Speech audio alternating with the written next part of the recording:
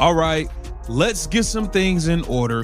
Who is ESPN predicting to leave the Indiana Fever in free agency?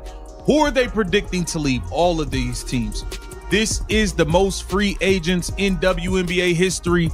Everybody is trying to cash in on this new CBA.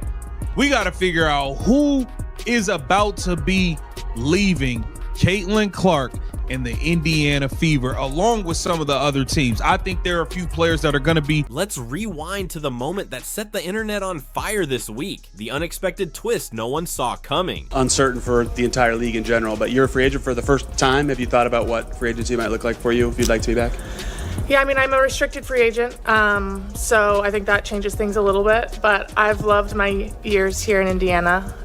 So obviously with a lot of uncertainty, you don't know what's to come, but I've built a life here, and I love this franchise. I love the people. I love the fans, so we'll see what comes. Pay attention, because this isn't just about Caitlin Clark dominating on the court anymore. This is about power, real power, and how she's starting to use it behind the scenes. Over the past few days, one story has quietly taken over league circles. According to multiple reports, Clark didn't simply hope Indiana would keep Sophie Cunningham and Lexie Hull. She made it clear these were players she wanted back. No hedging, no maybes. She drew a line and stood on it, and the part that caught everyone off guard, Indiana listened. That's where the conversation changed. Not what happened, but what it means. Is Caitlin Clark overstepping by flexing her influence?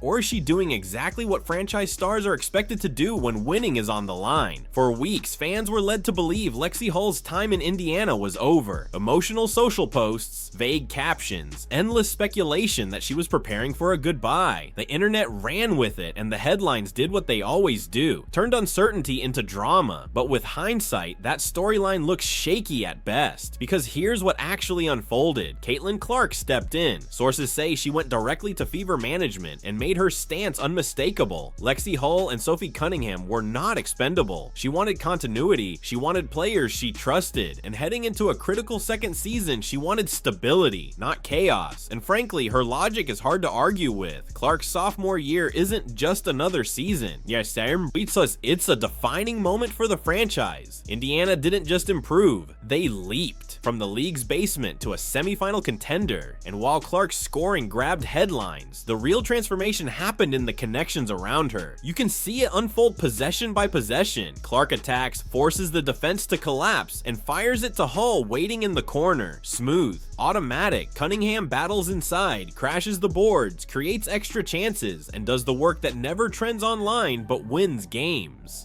That kind of rhythm doesn't come from signing a name in free agency. It takes time, trust, reps, and Clark understands that better than anyone. Naturally, the media framed it like a reality show.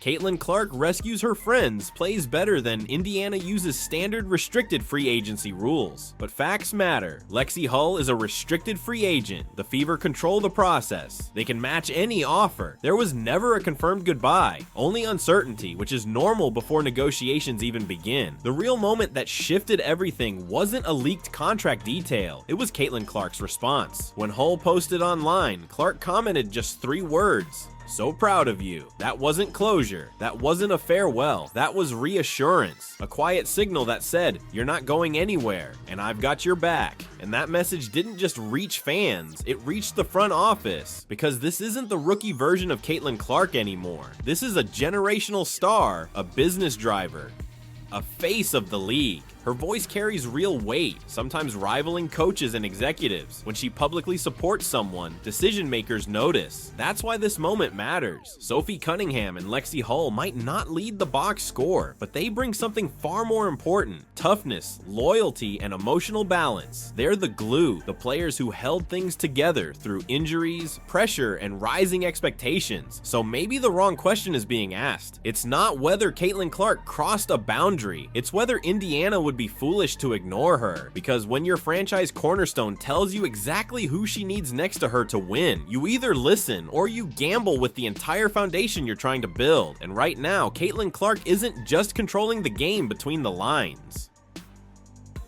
She's controlling it in the front office too.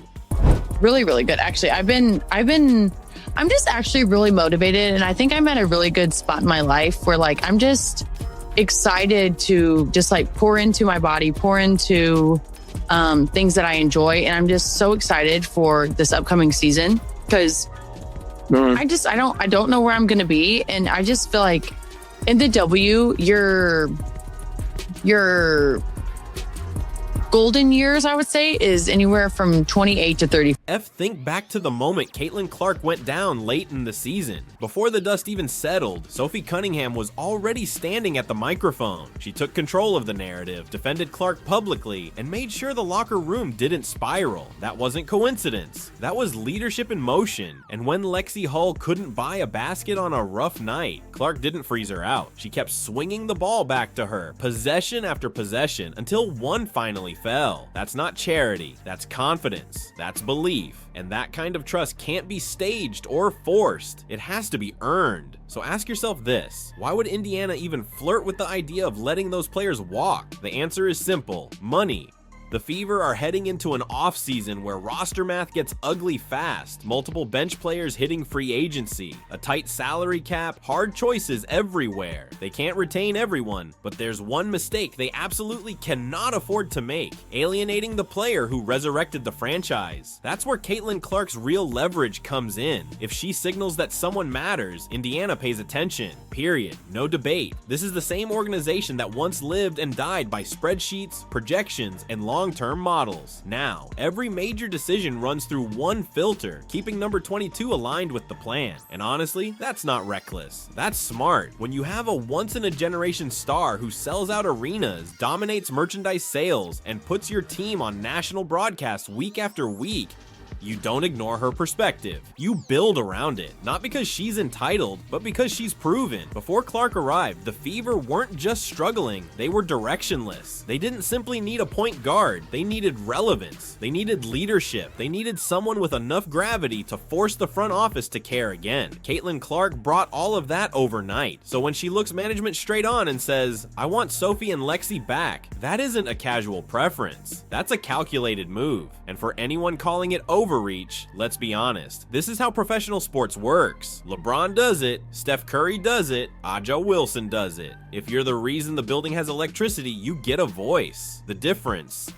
Caitlin Clark is doing it earlier and faster than anyone the WNBA has ever seen. Here's where things really shifted. League insiders say Indiana originally planned to trim costs this offseason. That meant not matching Lexie Hull's next offer. Other teams were already lining up, viewing her as a valuable defensive specialist off the bench. But once Clark's camp became aware of that plan, the trajectory changed. Suddenly, conversations reopened. Then came reports of a private sit-down between Clark and GM Amber Cox. They talked chemistry, core pieces, trust. Within days, the messaging flipped entirely. The same executives preparing to let Lexie walk were now preaching continuity and rewarding what worked. Translation: Clark got her way, and it didn't stop there.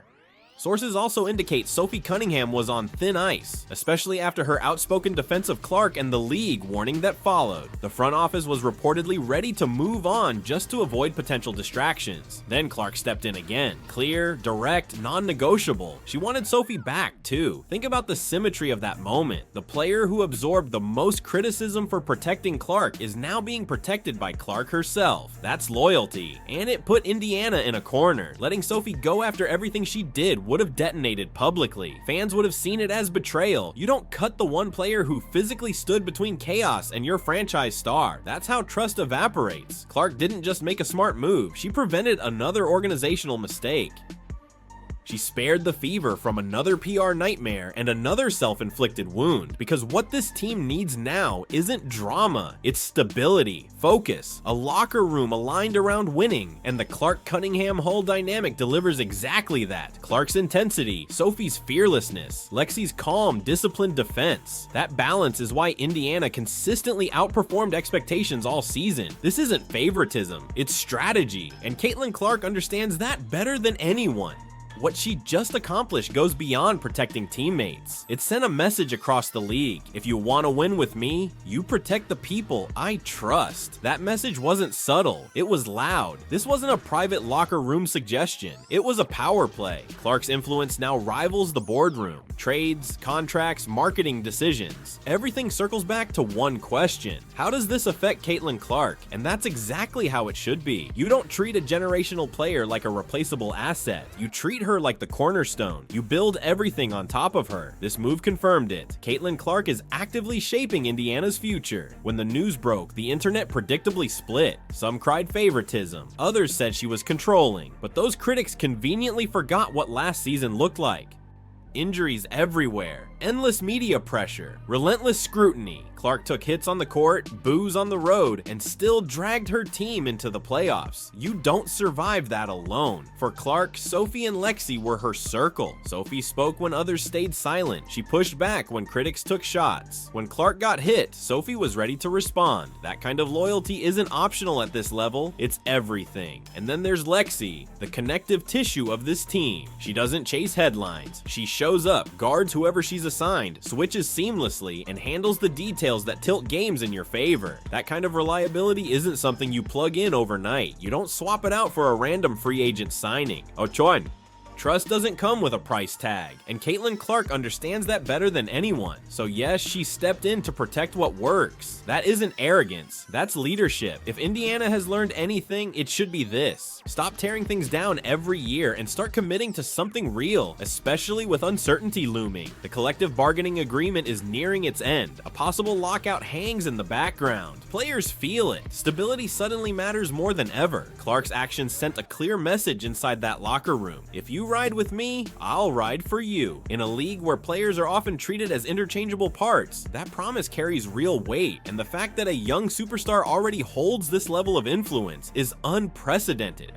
Even established veterans didn't command rooms like this so early in their careers. Caitlin Clark's power has evolved. It's no longer just about points and highlights. It's about direction. When she speaks, things shift. When she pushes, ownership listens. Keeping Sophie Cunningham and Lexie Hull isn't a small move. It's a statement. It says chemistry matters more than chaos. Continuity matters more than endless resets. Indiana's opportunity is right now, and you don't sacrifice a real window just to shave cap space. These aren't interchangeable role players. They're the pulse of the team. Did Caitlin Clark drive this outcome? Without question. Is she officially the general manager? No. But in practice, her support is the reason this happened. That's influence. That's leverage. And it highlights how quickly the WNBA is evolving.